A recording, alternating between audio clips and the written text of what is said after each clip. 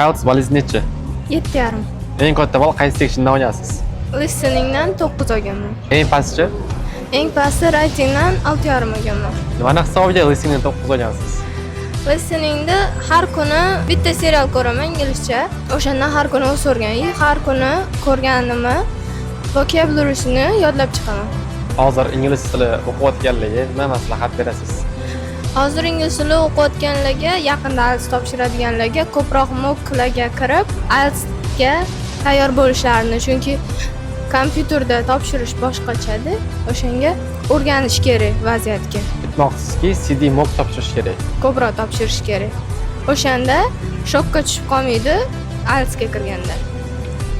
Ingliz tilidan keyin hayotingiz qanaqa o'zgardi?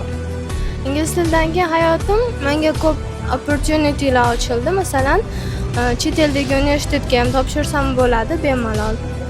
Boshqa joyga travel qilsam ham bo'ladi. Bu videoni ingliz tili o'rganmoqchi bo'lgan tanishlaringizga jo'natib qo'ying.